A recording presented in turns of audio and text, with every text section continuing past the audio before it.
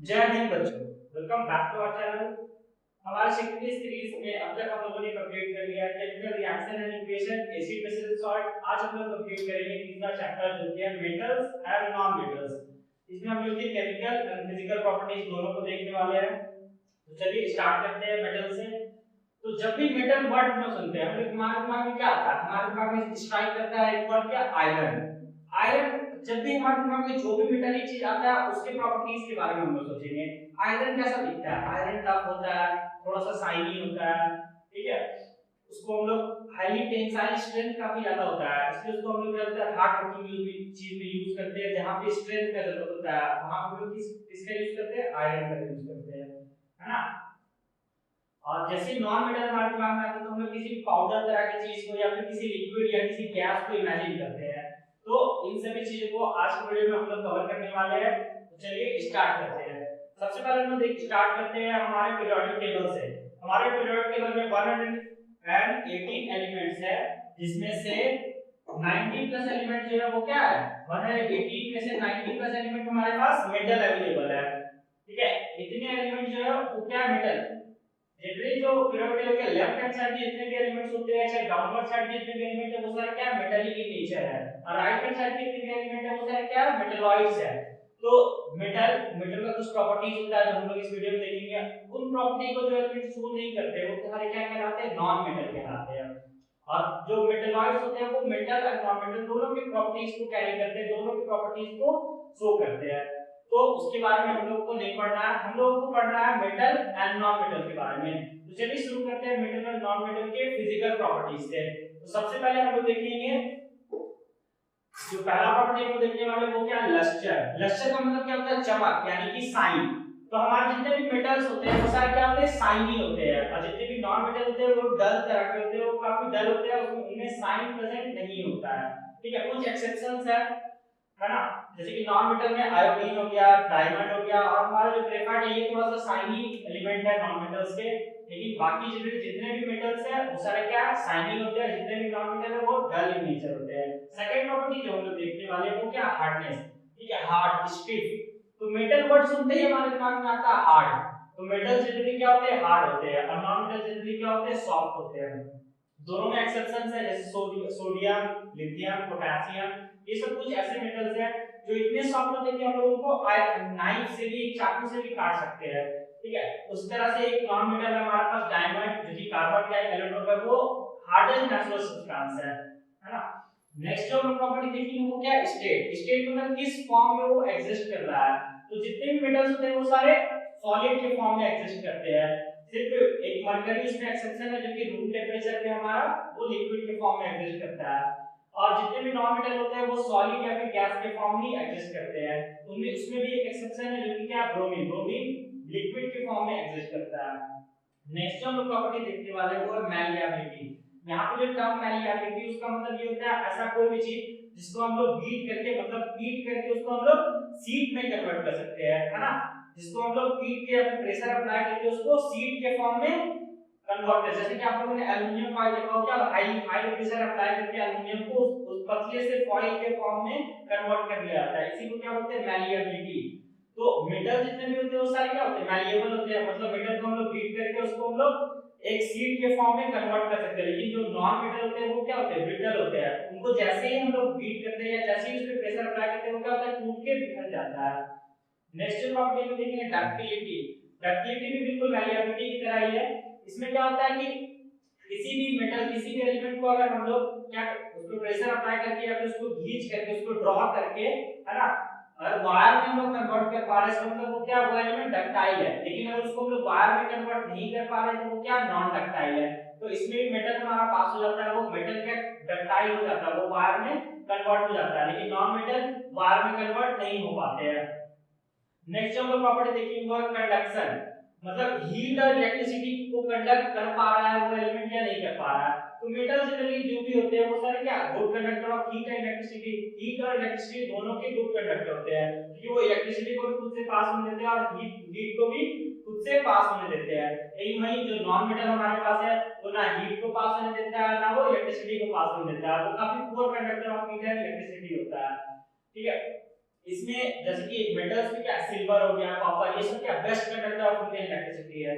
क्योंकि जैसे आप लोगों ने देखा घर के जो भी वायर यूज किए जाते हैं उसमें क्या कॉपर का यूज किया जाता है, सिल्वर को नहीं यूज किया जाता क्योंकि सिल्वर का जो बॉइलिंग मेल्टिंग पॉइंट है वो काफी लो होता है, इसलिए घर में लोग सिल्वर का वायर यूज नहीं करते हैं।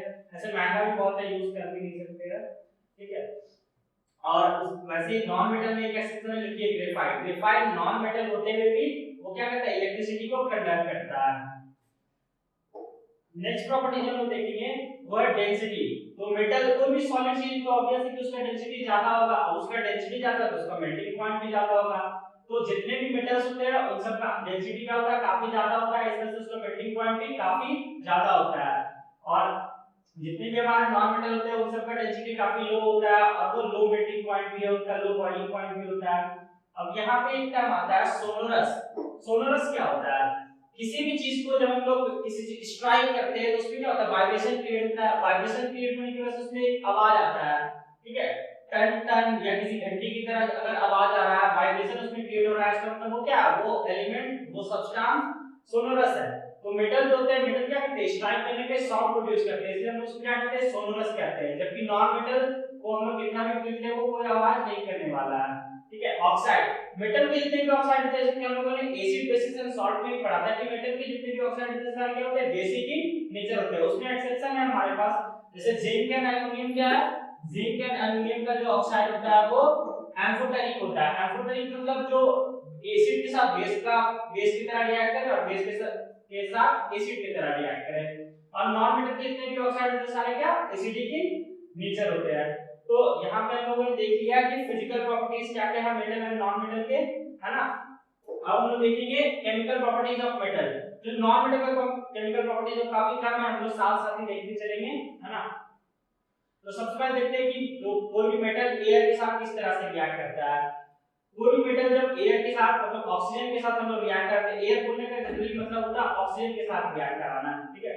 तो जब भी कोई मेटल ऑक्सीजन के साथ रिएक्ट करता है तो क्या बनाता है, मेटल ऑक्साइड बनाता है। और जब भी कोई नॉन मेटल ऑक्सीजन के साथ रिएक्ट करता है वो क्या नॉन मेटेलिक ऑक्साइड बनाता है। जैसे कि हम लोगों ने पहले भी डिस्कस कर लिया था कि मेटेलिक ऑक्साइड क्या होते हैं, बेसिक इन नेचर होते हैं, और non metallic oxide acidic in nature होते हैं। तो यहाँ पे कुछ एग्जांपल्स दिया हुआ है, जैसे कि कुछ एलिमेंट है हमारे पास जो कि काफी जल्दी रिएक्ट कर लेते हैं, और कुछ एलिमेंट है कि जो काफी धीरे धीरे रिएक्ट करते हैं। आप लोगों ने देखा होगा कि जो पोटेशियम या मैग्नीशियम सोडियम होता है, इन सबको नॉर्मली रखा वाटर में चाहे एयर में नहीं रखा जाता है, इसको क्योंकि ये तुरंत ऑक्साइड बनाता है, उसमें से क्या होता है, इसमें आग लग जाता है ना।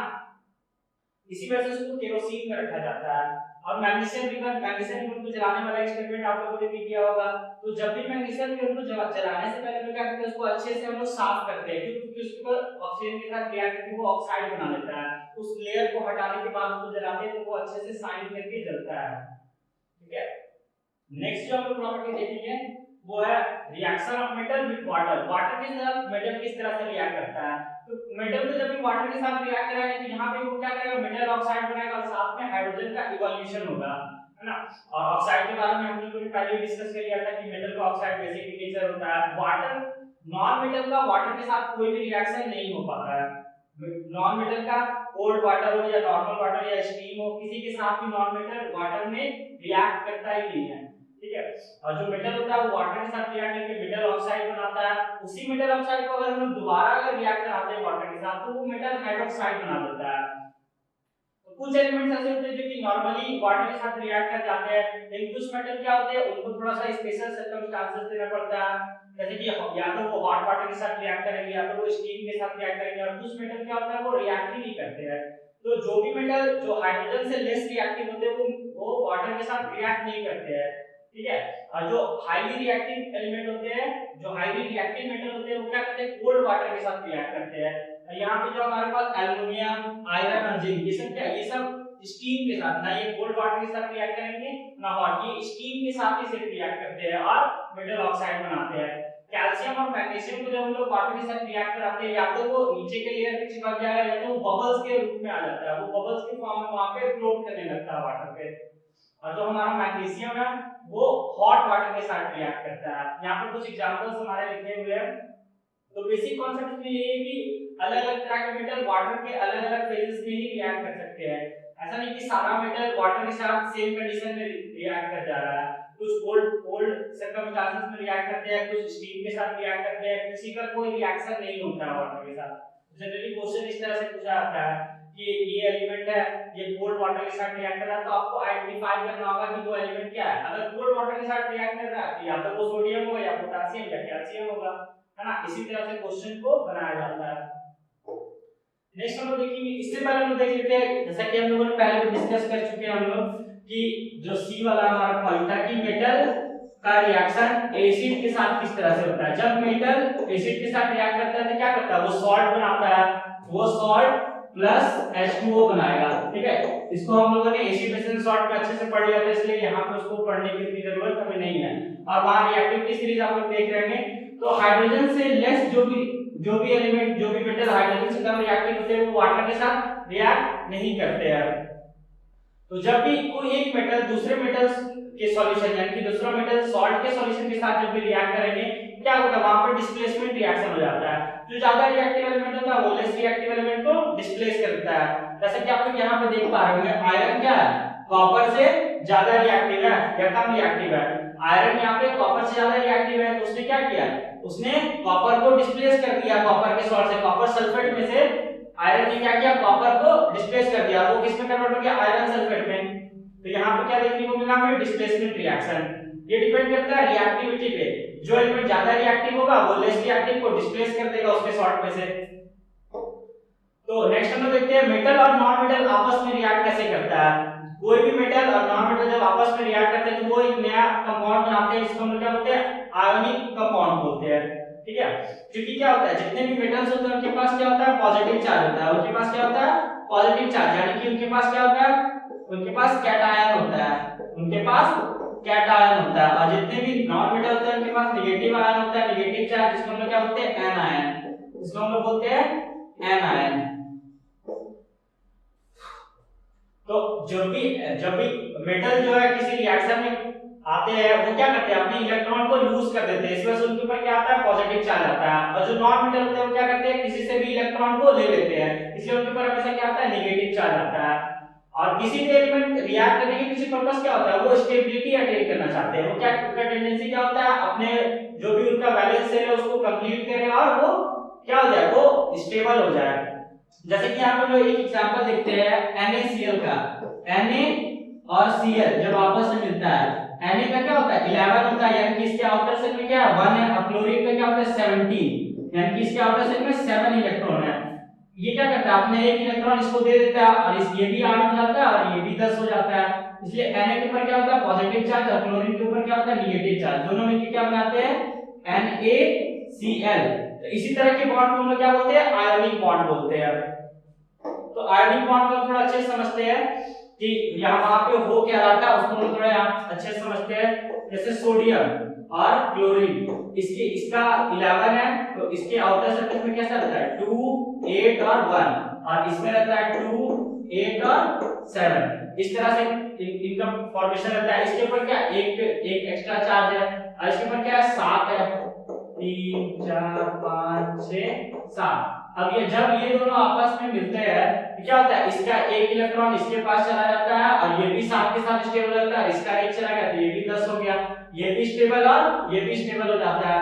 तो इसी तरह के जब बॉन्ड बनाते हैं मेटल और नॉन मेटल आपस में मिलते हैं, तो अब हम लोग देखेंगे आयनिक कंपाउंड के बारे में कि आयनिक कंपाउंड क्या होते हैं।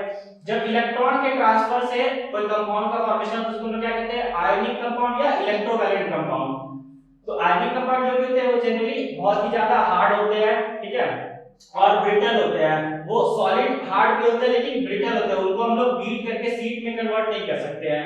इनका जबकि अगर पहले से हम लोग देख लिया कि ये काफी क्या है, हार्ड है, इसलिए इनका मेल्टिंग और बॉइलिंग पॉइंट भी क्या होता है, ज्यादा होता है। ये क्रिस्टलाइन स्ट्रक्चर है, इनका स्ट्रक्चर कैसा होता है, क्रिस्टलाइन। क्रिस्टलाइन स्ट्रक्चर बोलने का मतलब क्या होता है, जैसे हम लोग NaCl को अगर देखें तो इनका स्ट्रक्चर इस तरह का होता है, Na plus Cl minus, Na plus Cl minus, Na plus, ये इस तरह का लैटिस का फॉर्मेशन करते हैं आपस में। ये आपस में लैटिस का फॉर्मेशन करते हैं, इसी को हम लोग क्या बोलते हैं, क्रिस्टलाइन स्ट्रक्चर बोलते हैं, ठीक है। ये क्या होता है, वाटर में सॉल्युबल होते हैं और कुछ सॉल्वेंट है जिसमें क्या ये इनसॉल्युबल भी होते हैं। ये इलेक्ट्रिसिटी को काफी अच्छे से कंडक्ट करते हैं, लेकिन का लिक्विड स्टेट में या फिर मॉल्टन स्टेट में, सॉलिड स्टेट में ये इलेक्ट्रिसिटी को कंडक्ट नहीं करते हैं।